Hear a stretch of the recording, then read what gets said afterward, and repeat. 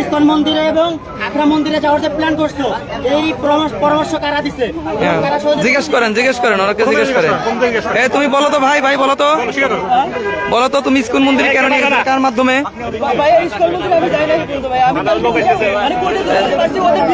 বিশ্বাস করে না যে ওদের নিয়ে আসি, নিয়ে আসা বলছে যে তোদের বিয়ে দেবো, তোদের সব কিছু সামনে নাম ছিল বলছে যে তারা ওদের সাথে 10 মিনিট কথা বলে এরা, তারপরে আপনাদের কাছে এসেছি আমরা এই কথা বলছি। আচ্ছা এই শোনো, এই ছেলের তোমার কাছে আছে, তোমার কাছে বলে কাগজ আর ফোন কোথায়? এই তোমার ফোন কই? কে নিছে? কোথায়? আচ্ছা এই ফোনটা চেক করেন আগে। একটু দেখি কাগজপত্রগুলো, একটু দেখি প্লিজ ভাই, একটু কাগজপত্রগুলো। এই হুজুর কাগজপত্রগুলো দেন, দেখান বের করেন। ওই জন্ম নিবন্ধন গুলো কোথা থেকে বের করলো? কোন হিন্দু ডিটেলস তৈরি করছে যেন কেউ বুঝতে না পারে যে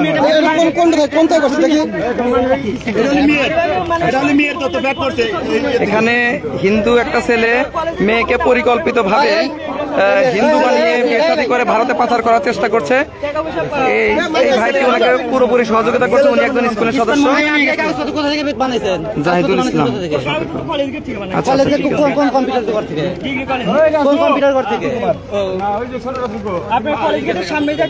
নাম কি? কম্পিউটার করার নাম কি? গৌরাঙ্গ। উনি একজন হিন্দু, উনি তোমাদেরকে সহযোগিতা করছে।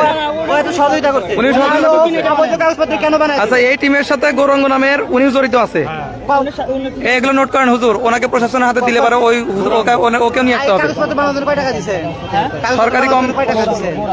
সরকারি কলেজের সামনে গৌরাঙ্গ নামের একজন কম্পিউটার অপারেটর আছে। হ্যাঁ থাকলে ফোন দেন, ও পালাবে কিন্তু।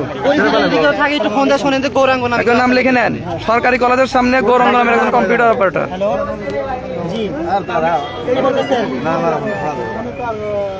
ভাই আপনি আদালতের ভিতরে আসেন, আদালতে যে বদগাছ আছে নিচে আসেন। আমি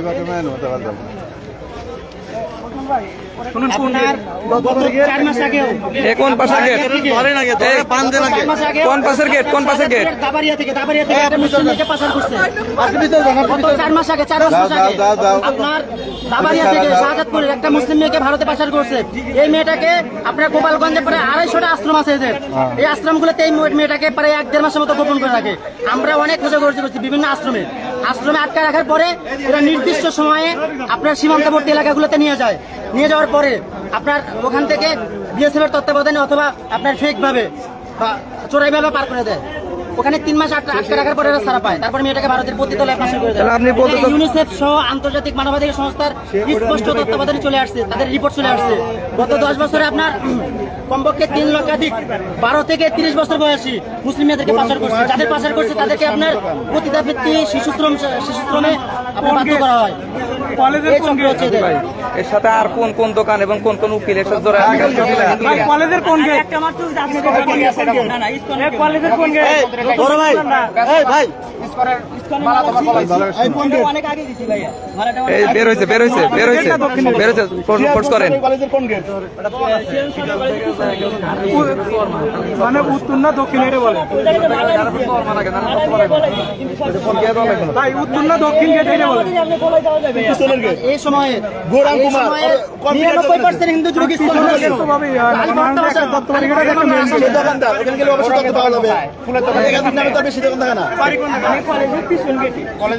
ও দেখেন, ও কিন্তু কোন মুসলমান দোকানে যায় না, ও ঘুরে গৌরঙ্গের দোকানেই গেছে, যেখানে ওকে হেল্প করবে। ঠিক আছে, দোকানের নাম কি? গেটের যে দোকান গোরাম কুমার নাম, সে জন্ম নিবন্ধন সহ বিভিন্ন করে দিয়েছে।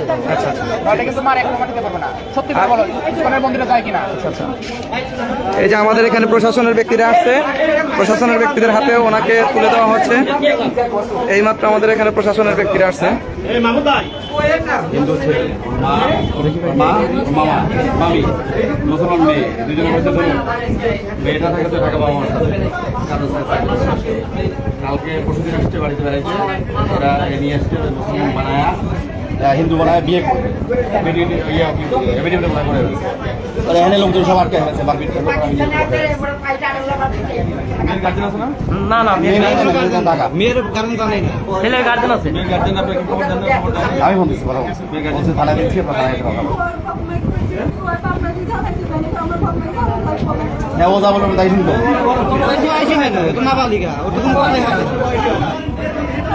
প্লিজ ভাই নিয়ে যান ভাই, আমি নিয়ে যান।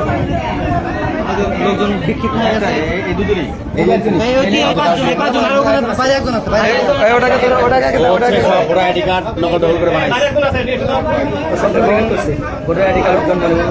ওর এখান থেকে তথ্য নেওয়ার যে ডিগ্রি কলেজের সামনে যে গৌরঙ্গ ওদের সমস্ত কাগজপত্র করার জন্য সহযোগিতা করছে। তুমি কাগজ বানাই দিছো ওদিকে দাঁড়াও, এখানে দাঁড়াও, এখানে দাঁড়াও। কাগজ বানাই দিছো শেষ হয়ে গেছে ভাই, এগুলো শেষ, সবগুলো শেষ, আপনার নিয়ে যান। সব শেষ, সব শেষ। আচ্ছা, এটা আপনার